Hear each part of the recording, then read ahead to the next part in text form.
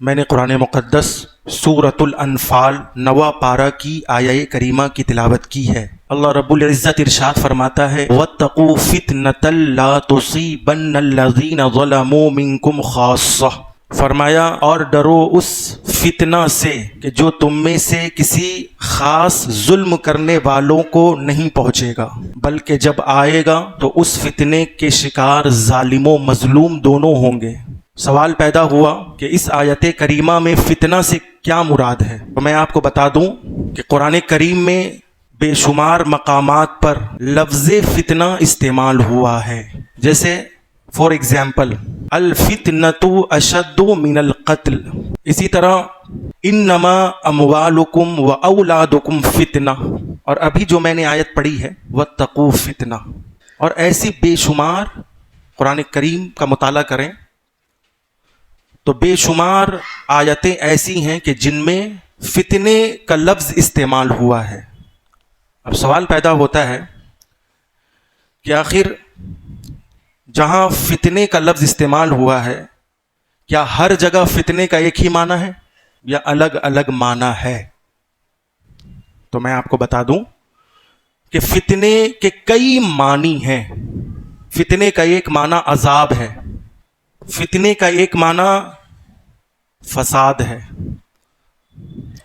فتنے کا ایک معنی آزمائش ہے، فتنے کا ایک معنی جو ہے گناہ ہے، فتنے کا ایک معنی قتل و غارت گری ہے۔ تو بہرحال فتنے کی ان تمام معنوں پر آپ جب غور کریں گے نا کہ کہیں اللہ نے فتنہ فرما کر آزمائش مراد لی، کہیں فتنہ فرما کر عذاب مراد لیا، کہیں فتنہ فرما کر جو ہے فساد اور ملک میں بگاڑ مراد لیا، تو بہرحال ان تمام آیتوں کو جب اکٹھا کریں گے آپ تو آپ اس نتیجے پر پہنچیں گے کہ جس دور میں ہم جی رہے ہیں نا، جس دور میں ہم اپنی سانسیں لے رہے ہیں نا، اس دور میں ہر طرح کا فتنہ آ چکا ہے۔ صحیح ہے نا؟ متفق؟ ہر طرح کا فتنہ، جیسے کسی تجربہ کار نے کہا تھا کہ کسی زمانے میں نمرود ظالم رہا، کسی زمانے میں فرعون ظالم رہا، کسی زمانے میں ابو جہل اور ابو لہب جیسی طبیعت کے لوگ ظالم رہے، اور کسی زمانے میں یزیدی طبیعت کے لوگ، لیکن ہم جس زمانے میں جی رہے ہیں سبھی لوگ موجود ہیں۔ نمرودی صفت، فرعونی صفت، بو جہلی صفت، یزیدی صفت کے لوگ اس زمانے میں، جس زمانے میں ہم جی رہے ہیں۔ تو اس کا مطلب یہ ہوا کہ اس زمانے کے مسلمانوں کا اسلام کچھ کم قیمتی نہیں ہے، ٹھیک ہے نا؟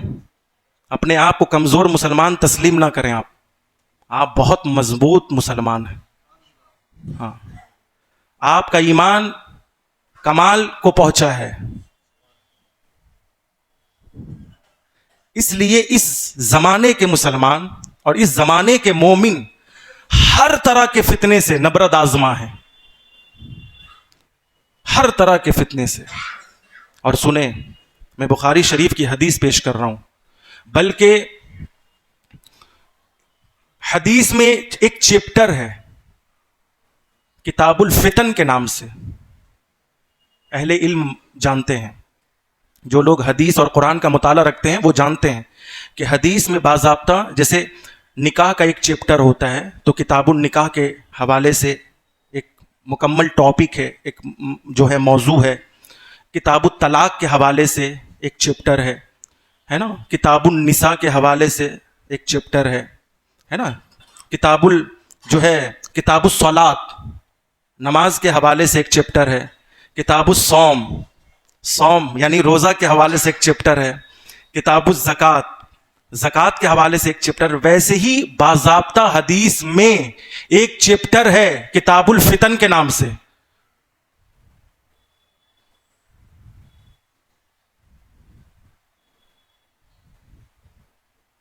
اور اس فتنے سے اچھے اچھے لوگ بھی محفوظ نہیں رہیں گے. حدیث پاک میں ہے، اللہ کے نبی فرماتے ہیں کہ میرے صحابہ، آپ جس زمانے میں جی رہے ہیں نا، یہ بہت آسان زمانہ ہے، کیونکہ میں موجود ہوں. بول دیجئے، میں موجود ہوں. یہ آپ کے لیے آسان ہے کہ میں موجود ہوں.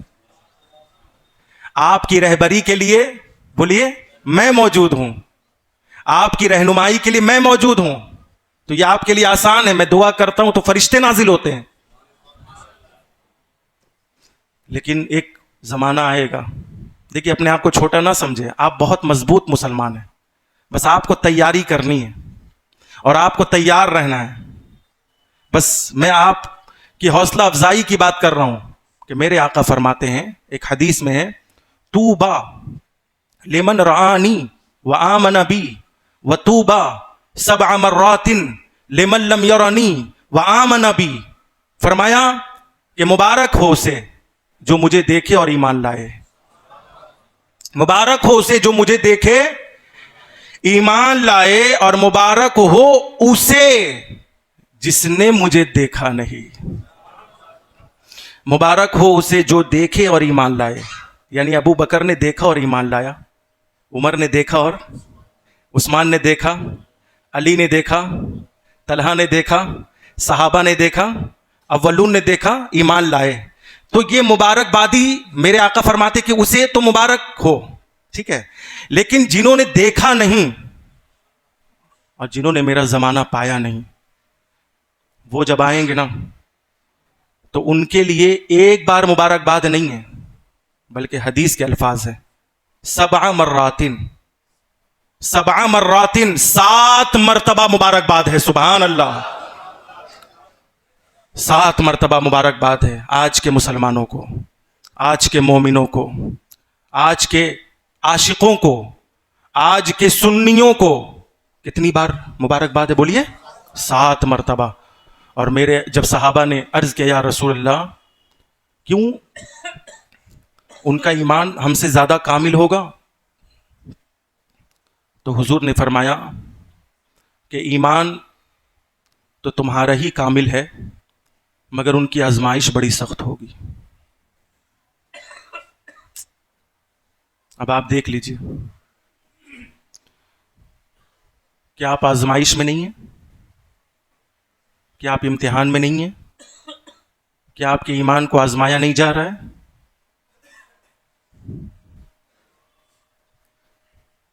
موجودہ حکومت اتنی نکمی حکومت ہے کہ ملک کی ترقی کے سلسلے میں کوئی بات نہیں ہوتی ہے، ملک کو سنوارنے کے سلسلے میں کوئی بات نہیں. جب بات ہوگی تو مسجد کی یا مندر کی، جب بات کریں گے تو اسلام اور مسلمانوں کی. آج مسلمان مایوس ہو رہا ہے، وہ ایسا سوچ رہا ہے کہ پتہ نہیں ہم نے کس مذہب کو قبول کیا ہے کہ سارا فوکس ہمارے اوپر ہے،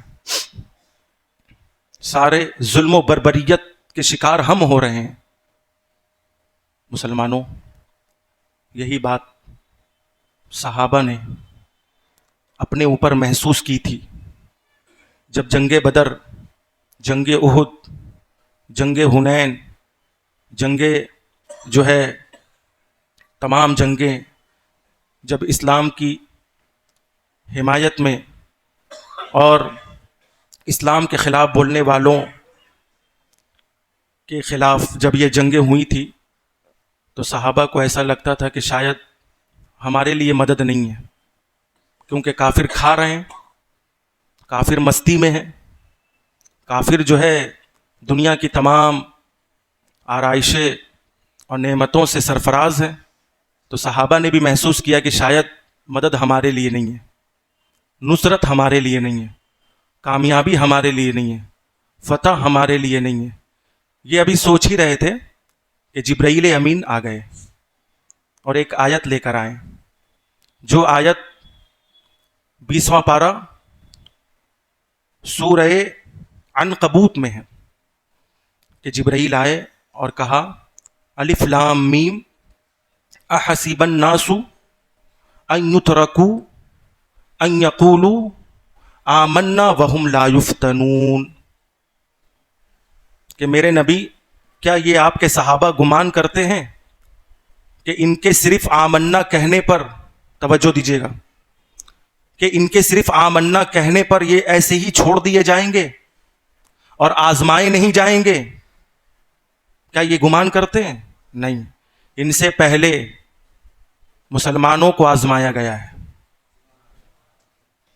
اللہ کے ماننے والوں کو آزمایا گیا ہے، اور اس قدر آزمایا گیا ہے کہ کسی کو سولی پر، کسی پر جو ہے آرا چلایا گیا، کسی کو زندہ جلا دیا گیا، کسی کو زمین کھود کر زندہ دفنا دیا گیا، مگر ان لوگوں نے شرک نہیں کیا۔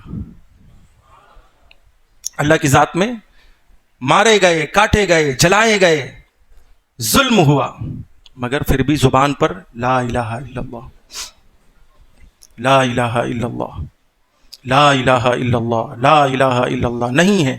خدا کے سوا کوئی بادشاہ نہیں ہے، خدا کے سوا کوئی مالک نہیں ہے، خدا کے سوا کوئی خالق نہیں ہے، خدا کے سوا کوئی رازق نہیں ہے، خدا کے سوا کوئی غفار، بولیے بھائی، نہیں ہے، خدا کے سوا کوئی ستار نہیں ہے، خدا کے سوا کوئی معاف کرنے والا نہیں ہے، خدا کے سوا کوئی اولاد دینے والا نہیں ہے، خدا کے سوا کوئی عبادت کے لائق نہیں ہے، خدا کے سوا کوئی سجدے کے لائق نہیں ہے، خدا کے سوا کوئی معبود نہیں ہے۔ تو وہ لوگ تو اتنے آزمائے گئے، تو ہم بھی آزمائے جائیں گے۔ بس فرق اتنا ہے کہ اس دور پرفتن میں، فتنوں کا دور ہے جیسے میں نے کہا ابھی، اس دور پرفتن میں ایک مسلمان جب اس کے اسلام کی بات ہوگی، اس کی مسجدوں پر حملے کی بات ہوگی، تو پھر اس دور پرفتن میں ایک مسلمان کی ذمہ داری کیا ہے؟ وہ کیا کرے؟ وہ تو بے بس ہے، وہ تو کمزور، اپنے آپ کو کمزور سمجھ رہے ہیں۔ نہیں پیارے، کمزوری جسم کی نہیں ہوتی، کمزوری روح کی ہوتی ہے۔ اگر آپ کی روح کمزور ہے تو ہاں آپ کمزور ہیں، اور اگر آپ کی روح زندہ و جاوید ہے، آپ اپنے جسم کو صرف سنوارتے نہیں بلکہ جسم کے ساتھ روح کو بھی سنوارتے ہیں نا۔ آپ صرف اپنے جسم کو نہیں پالتے بلکہ جسم کے ساتھ روح کو بھی پالتے ہیں نا۔ اور آپ کی روح اگر خوشگوار ہے اور طاقتور ہے تو آپ زندہ ہے، آپ زندہ قوم ہیں۔ بس آپ تیاری میں رہیں، اور تیاری اس بات کی کرنی ہے کہ آپ کو اسلامی احکامات پر عمل کرنا ہے۔ نماز نہیں پڑھتے تھے، نماز شروع کیجئے۔ روزہ نہیں رکھتے تھے، روزے رکھنے کی عادت ڈالیے۔ قرآن نہیں پڑھتے تھے، قرآن پڑھنا سیکھیے۔ آپ اپنے آپ کو تیار رکھیے، کیونکہ قرآن نے بھی اسی بات کا حکم دیا ہے، یا ایھا الذین آمنوا ادخلوا فی السلم کافہ، اے ایمان والو اسلام میں پورے داخل ہو جاؤ، ادھورے مت داخل رہو۔ کیا؟ پورے، ادھورے نہیں کہ کچھ اسلام میں ہیں اور کچھ نفاق میں ہیں، کچھ اسلام میں ہیں اور کچھ کفر میں ہیں، بلکہ اسلام میں پورے داخل ہو۔ اور یہ حکم کس کو ملا ہے؟ دیکھیے بات سمجھیے، یہ حکم اسلام میں پورے داخل ہونے کا حکم کس کو ملا ہے؟ یا ایھا الذین آمنوا، ایمان والوں کو ملا ہے۔ اب بتائیے ایمان والے، اب بتائیے جو لوگ ایمان والے ہوں گے ان کو یہ حکم ہے کہ آپ اسلام میں جب داخل ہو رہے ہیں تو پورے داخل ہوں۔ بول دیجئے۔ تو اب ہم سب کتنے ایمان والے ہیں بتائیے؟ ہمارا ایمان کتنا بڑھیا اور عمدہ ہوگا جب وہ ایمان والے جن کا ایمان بہت عمدہ تھا، بہت مضبوط تھا، بہت مستحکم تھا، جن کا ایمان یہ تھا کہ اگر ہم جئیں گے تو خدا کے لیے اور مریں گے بھی تو خدا کے لیے.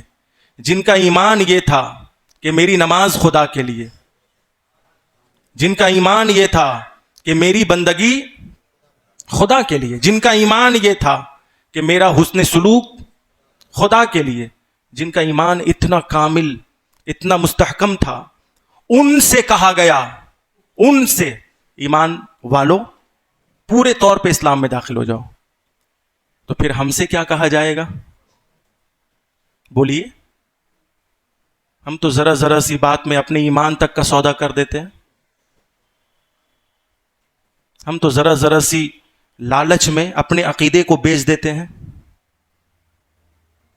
اس لیے مسلمانوں، سننے میں تو بڑا اچھا لگتا ہے، چونکہ سنی نام ہی ہے سننے والوں کا. سنی نام ہے، بس سنا اور سن کر اڑا دیا. نہیں پیارے، ہم وہ جماعت سے تعلق رکھتے ہیں کہ جہاں سننا بھی جانتے ہیں اور عمل کرنا بھی، بولیے، عمل کرنا بھی جانتے ہیں اور عمل کروانا بھی جانتے ہیں.